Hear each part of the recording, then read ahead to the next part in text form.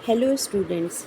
पिछले वीडियो में आपने कंज्यूमर सरप्लस उपभोक्ता की बचत का अर्थ को जाना, उसकी परिभाषाओं को आपने समझा और उपभोक्ता की बचत के मार्शल के दृष्टिकोण को जानने का प्रयास किया। इस वीडियो में मैं आपको उपभोक्ता की बचत यानी कंज्यूमर सरप्लस की मान्यताएं, एजम्पशंस, उसकी आलोचनाएं, क्रिटिसिज्म और उसकी इम्पोर्टेंस के बारे में बताऊंगी। तो लेट्स स्टार्ट। सर्वप्रथम हम जानते हैं कि कंज्यूमर सरप्लस यानी उपभोक्ता की बचत की मान्यताएं क्या होती हैं। सबसे पहले देखते हैं तो इसकी मान्यता है कि उपयोगिता मापनीय है मुद्रा के रूप में, यानी हम उपयोगिता को मुद्रा के द्वारा माप सकते हैं। Measurement of utility is possible. Measurement of utility is possible. दूसरी इसकी मान्यता है कि वस्तुएं एक दूसरे से स्वतंत्र होती हैं। एक वस्तु की उपयोगिता दूसरी वस्तु की उपयोगिता से प्रभावित नहीं होती है। Goods are independent. कि मार्शल ने क्या करा है, प्रत्येक वस्तु को एक स्वतंत्र वस्तु माना है और उनका मानना है कि एक वस्तु के तुष्टि गुण पर दूसरी वस्तुओं के तुष्टि गुण का या दूसरी वस्तु की उपयोगिता का ज़रा भी प्रभाव नहीं पड़ता है। नेक्स्ट मान्यता है कि मुद्रा की सीमांत उपयोगिता यानी marginal utility of money is constant. मुद्रा की सीमांत उपयोगिता स्थिर रहती है, क्योंकि मार्शल मानते हैं ये बचत की मान्यता उचित प्रतीत नहीं होती है, क्योंकि मुद्रा से प्राप्त होने वाला तुष्टि गुण जो है वो स्थिर नहीं रहता। जैसे जैसे मुद्रा की मात्रा कम होती जाती है उसकी उपयोगिता हमारे लिए बढ़ती जाती है, और जैसे जैसे मुद्रा की मात्रा बढ़ती है उसका सीमांत तुष्टि गुण कम होता जाता है। इसकी नेक्स्ट मान्यता है कि स्थानापन्न वस्तु का अभाव, लैक ऑफ सब्स्टिट्यूशन गुड या सब्स्टिट्यूट्स गुड्स। उपभोक्ता जिस वस्तु का उपभोग करता है उस वस्तु की कोई भी स्थानापन्न वस्तु मार्केट में उपलब्ध नहीं होती है। यदि इस प्रकार की कोई संभावना होती है तो मार्शल क्या करते हैं, ऐसी स्थिति में सभी वस्तु को एक ही वस्तु को की तरह मान लिया जाता है। इसकी नेक्स्ट अब मान्यता अब आती है कि आय, रुचि, फैशन आदि का प्रभाव ना पड़ना, no effect of change in income, habits and fashion. क्योंकि प्रोफेसर मार्शल ने माना कि बाजार में उपभोक्ता की आय, रुचि, फैशन आदि में जो अंतर होते हैं और विभिन्नताएं जो होती हैं वो एक दूसरे को नष्ट कर देती हैं, इसलिए इनका वस्तु की कीमत पर कोई भी प्रभाव नहीं पड़ता है। अब हम जानते हैं कि उपभोक्ता की बचत की आलोचनाएं कौन कौन सी हैं। तो इसमें आप देखिए कि सर्वप्रथम जैसा कि मैंने लिख रखा है कि प्रोफेसर निकोलसन, रॉबिन्स, डेवनपोर्ट और केनल आदि अर्थशास्त्रियों ने मार्शल द्वारा प्रस्तुत उपभोक्ता की बचत की कटु आलोचना भी की है। इनमें से कुछ आलोचनाएं निम्नलिखित हैं। फर्स्ट है, उपभोक्ता की बचत की धारणा वैज्ञानिक नहीं है। The concept of consumer surplus is not scientific. ये ऐसा क्यों है? क्योंकि तुष्टि गुण को संख्यात्मक रूप में माप सकते हैं, जैसा कि बताया गया है। तुष्टि गुण को मुद्रा का सीमांत तुष्टि गुण सदैव स्थिर रहता है। प्रत्येक वस्तु अन्य वस्तु से स्वतंत्र होती है। ये सभी मान्यताएं जो हैं वो अव्यवहारिक है। ये भी हमें व्यवहारिक नहीं लगता कि तुष्टि गुण को संख्यात्मक रूप में माप सकते हैं। मुद्रा का सीमांत तुष्टि गुण सदैव स्थिर रहे और प्रत्येक वस्तु अन्य वस्तु से स्वतंत्र होती है। ये सारी मान्यताएं अव्यवहारिक हैं। इसीलिए कहा जाता है कि उपभोक्ता की जो बचत की धारणा है वो भी वैज्ञानिक नहीं होती है। सेकेंड इसकी है कि ये सिद्धांत काल्पनिक है, हाइपोथेटिकल कॉन्सेप्ट है उपभोक्ता की बचत का, और व्यवहारिक जगत में इसका कोई भी उपयोग नहीं होता है। नेक्स्ट इसकी आलोचना की गई कि ये जीवन रक्षक तथा विलासिता की वस्तुओं के संबंध में ये धारणा लागू नहीं होती। This concept is not applicable in case of necessities or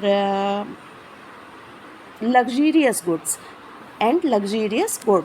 professor Taussig ने कहा था कि जीवन रक्षक वस्तुओं के लिए हम बहुत सारा धन देने को भी तैयार हो जाते हैं। माना कि एक लखपति व्यक्ति रेगिस्तान में अगर प्यास से मर रहा हो तो वो एक गिलास पानी के लिए 1 लाख रुपए तक देने को तैयार हो जाएगा, जबकि उसे वो पानी का गिलास कुछ ही पैसों में प्राप्त हो जाता है। इसके लिए उसको बहुत अधिक बचत प्राप्त होगी, जो कि बहुत ही हास्यास्पद बात दिखाई देती है। नेक्स्ट है उपभोक्ता की बचत परिवर्तनशील है। कंज्यूमर सरप्लस इज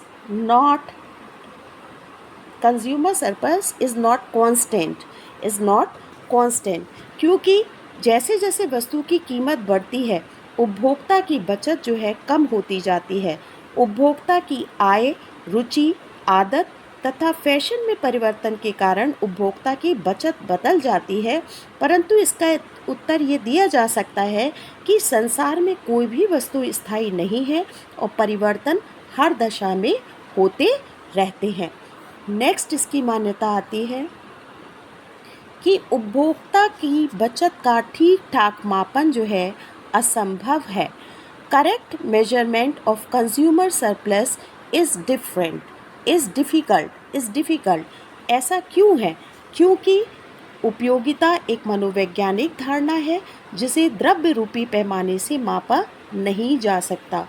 उपयोगिता को हम एक क्रम प्रदान कर सकते हैं 1, 2, 3, 4 एंड सो ऑन, लेकिन हम उसे कोई भी संख्या के रूप में या द्रव्य रूपी पैमाने से हम उसे नहीं माप सकते हैं।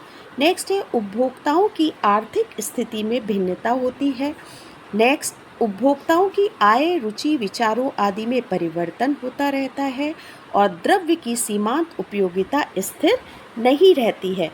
इन्हीं कठिनाइयों के कारण जब उपभोक्ता की बचत का माप ही नहीं हो सकता तो ऐसी स्थिति में उसका व्यवहारिक महत्व का कोई भी प्रश्न नहीं उठता है।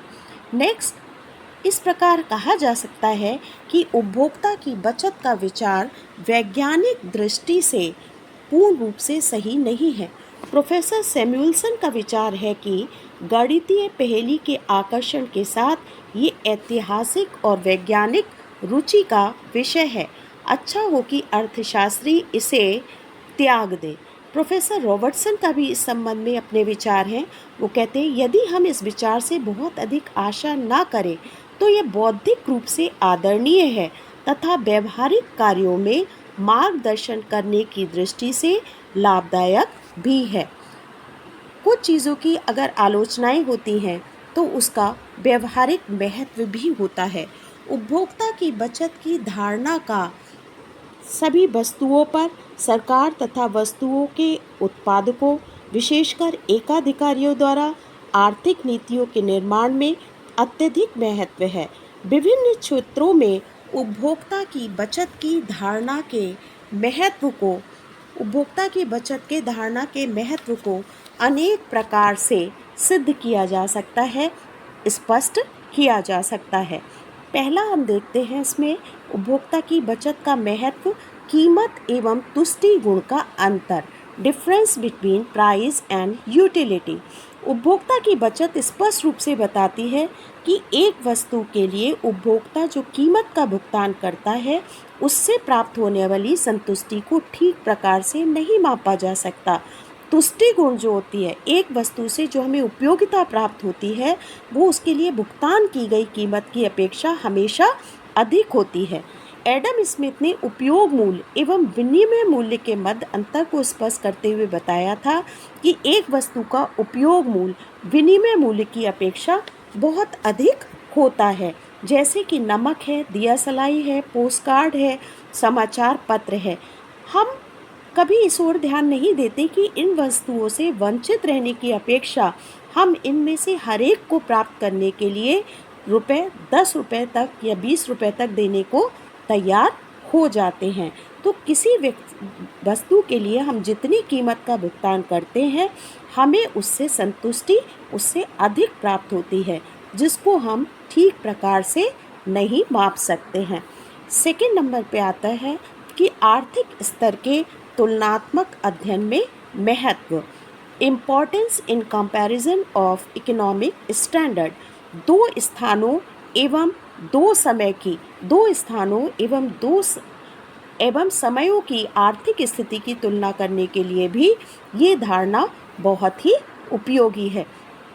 अगर हमें ये ज्ञात करना है कि लोग ब्रिटिश काल में अधिक सुखी थे या वर्तमान में हैं, तो हम उपभोक्ता की बचत का सहारा ये ज्ञात करने के लिए ले सकते हैं। नेक्स्ट इसका महत्व आता है एकाधिकारी के लिए महत्व, इम्पोर्टेंस फॉर मोनोपोलिस्ट। एकाधिकार क्या होता है? जहाँ पर कीमत पर जिस व्यक्ति का नियंत्रण होता है। एकाधिकार के अंतर्गत कीमत निर्धारण में उपभोक्ता की बचत की धारणा बहुत ही महत्वपूर्ण है।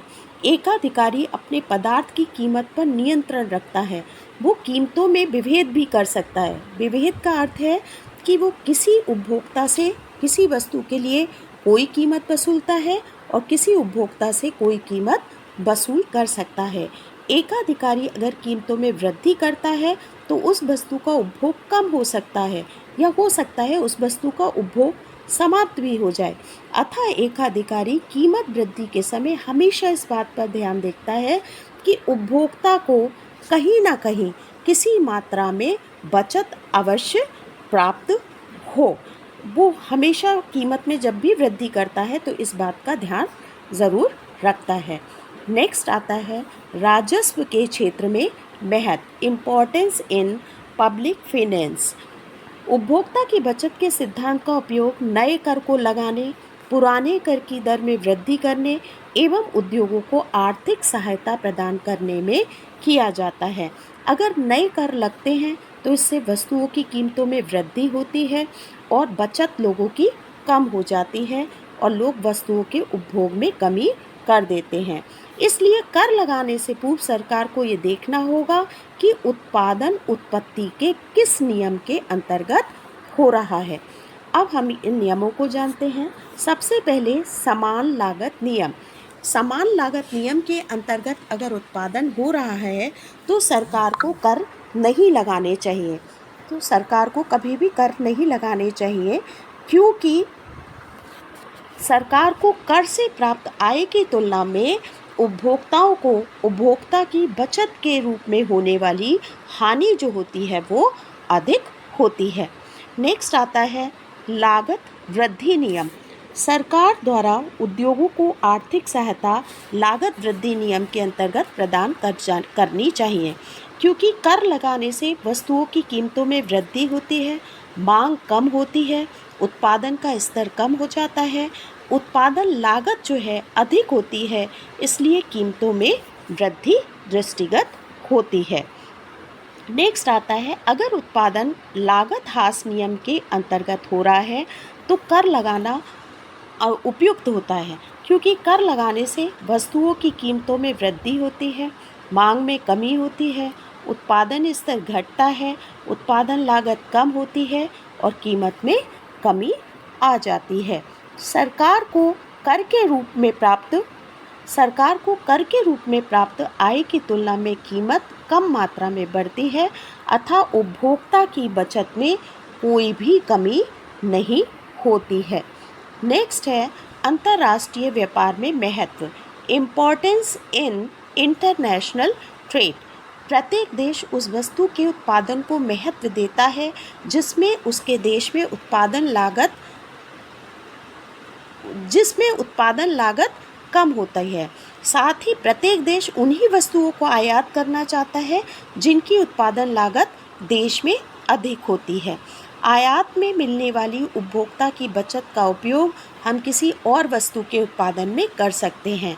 ये बचत जिस देश में जितनी अधिक होती है उतना ही उस देश के अंतर्राष्ट्रीय व्यापार से उस देश को लाभ प्राप्त होता है।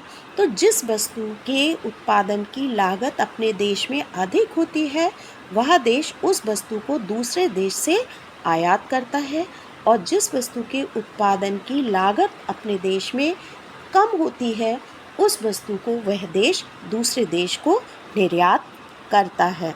नेक्स्ट आता है लागत लाभ विश्लेषण में महत्व, importance in cost and benefit analysis. लागत लाभ विश्लेषण में उपभोक्ता की बचत की धारणा बहुत महत्वपूर्ण है। ऐसी परियोजनाओं को प्राथमिकता प्रदान की जानी चाहिए जो कि उपभोक्ता को अधिक से अधिक बचत प्रदान कर सकें। इसका लास्ट आता है कल्याणकारी अर्थशास्त्र में महत्व, इम्पोर्टेंस इन वेलफेयर इकोनॉमिक्स। उपभोक्ता की बचत एक घटक है जो ये निश्चित करता है कि किस सीमा तक वस्तु का उत्पादन समूह के लिए उपयोगी होता है। जब किसी भी वस्तु का हम उत्पादन करते हैं तो वो उपभोक्ता और उत्पादक दोनों के लिए ही बचत का मार्ग प्रशस्त करती है, बचत का सृजन करती है। जिस उत्पादन में ये जोड़ अधिक होगा वह मात्रा समाज के लिए उत्तम होगी और समाज के लिए हितकारी होगी। अगर देखते हैं किसी वस्तु के बाज़ार में आ जाने से समाज को जो लाभ मिलता है अथवा किसी वस्तु के बाज़ार के हट जाने से, बाज़ार से अगर वो वस्तु हट जाती है तो समाज को जो हानि होती है उसके अध्ययन में भी उपभोक्ता की बचत की धारणा की सहायता ली जा सकती है। उपभोक्ता की बचत द्वारा ये भी बताया जा सकता है कि किसी कर या आर्थिक सहायता का जो है वो देश के लोगों के कुल कल्याण पर क्या प्रभाव पड़ता है। तो इस प्रकार हम देखते हैं कि उपभोक्ता की बचत की अपनी कुछ आलोचनाएं भी हैं लेकिन इसका अपना महत्व भी है। नेक्स्ट वीडियो में अब हम पढ़ेंगे उपभोक्ता की बचत के आधुनिक रूप यानी इसके बारे में जो हिक्स के विचार हैं और उनके बारे में। Thank you very much. और अगर आपको मेरा वीडियो पसंद आया हो तो इसे शेयर कीजिए, मेरे चैनल को सब्सक्राइब कीजिए और लाइक भी कीजिए। Thank you.